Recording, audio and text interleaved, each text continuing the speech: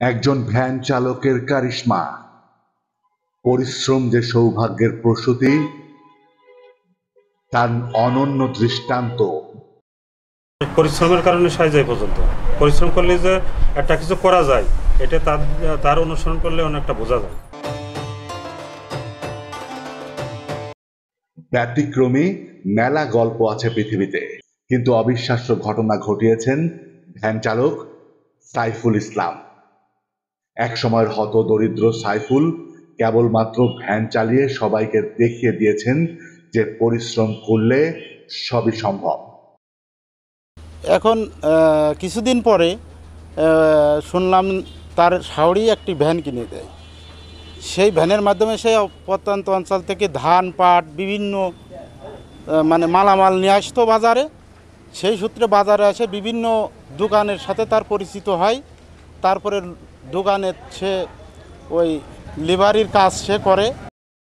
ভূমিহীন সাইফুল নিজ অর্থে কেনা ৮ শতক জমির উপর বানিয়েছেন দোতলা বাড়ি, যা এলাকা সহ সারা জেলায় ফেলেছে রীতিমতো হইচই। কুলার ইউনিয়নের পার্শ্ববর্তী একটা স্থানে ২ তলা বিশিষ্ট একটি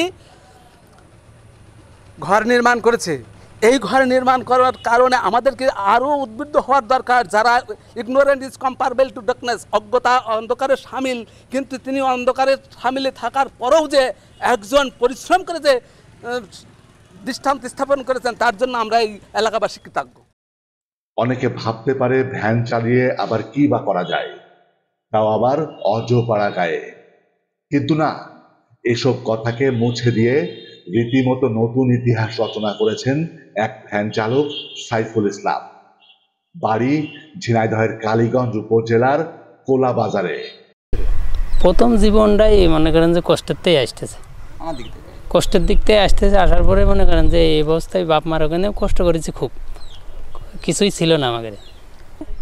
ওই উপরে যে ওই পোলট্রির ঘরটা গুছাইনি, ওখানে থাকলাম ৭-৮ বছর। থাকার পরে এখানে ওই জায়গার থেকে বাসা শুরু করেছি, করার অনেক দিন থেকে শুরু করেছি, এখন আস্তে আস্তে করতেছি, এইভাবে সফল করতেছি। সারাদিন ভ্যান চালিয়ে তিনি ঐশ্বরিক সাফল্য দেখিয়েছেন এলাকায়।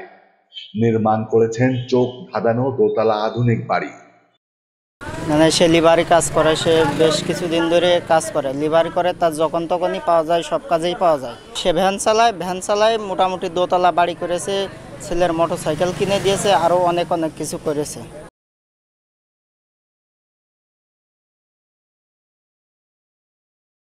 বিভিন্ন ধরনের লোড আনলোডের কাজ সে করে থাকে এবং তার একটা ভ্যান আছে, পা ভ্যান। এর মাধ্যম দিয়ে সারাদিন সকাল ৮টার থেকে রাত 10টা পর্যন্ত একটানা পরিশ্রম করে, এবং সেই পরিশ্রমের ফলে সে অনেক আগায় গেছে এবং একটা বাড়ি করেছে। ছেলেটা আপনার কলেজে লেখাপড়া করাচ্ছে।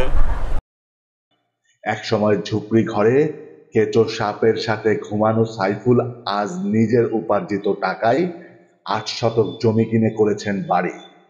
ডাবল ইউনিটের বাড়িটির ৪ ভাগের ৩ ভাগ কাজ শেষ।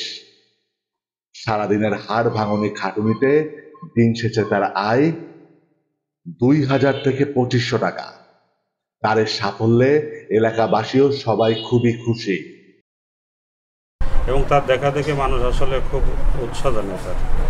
তার আসলে পরিশ্রমের কারণে সাইজ পর্যন্ত পরিশ্রম করলে যে একটা কিছু করা যায়, এটা তার অনুসরণ করলে অনেকটা বোঝা যায়।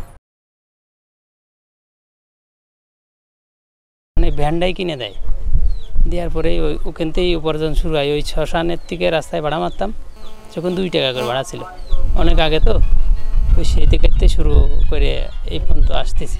আস্তে আস্তে সবার সাথে পরিচিত হতে হতে এই বাজার ঘাটে সবাই আমার টেনে নিয়েছে, লিভারের জগৎ, সব জগৎ টেনে নিয়েছে। তিনি হতে পারেন আরো 10 জনের কাছে একজন অনন্য দৃষ্টান্ত। পরিশ্রম যে সাফল্যের চাবিকাঠি, তা তিনি প্রমাণ করেছেন। ভালো লাগছে। এখন আমি তো শোয়ার জায়গা ছিল না, আল্লাহ আমার দেশে এখন ভালো লাগতেছে। আমি খুব কষ্ট করে শুয়ে থাকতাম, মনে করেন যে মাঝেই থাকতাম, কেশর মাটি টাটির মধ্যে সাপও থাকতো। সাইফুল কাকলি দম্পতির ঘরে 3 সন্তান। বড় ছেলে পারভেজ হোসেন একাদশ শ্রেণীতে পড়ছে, বড় মেয়ে 7ম শ্রেণীতে পড়ছে, এবং ছোট মেয়ের বয়স মাত্র 4 বছর।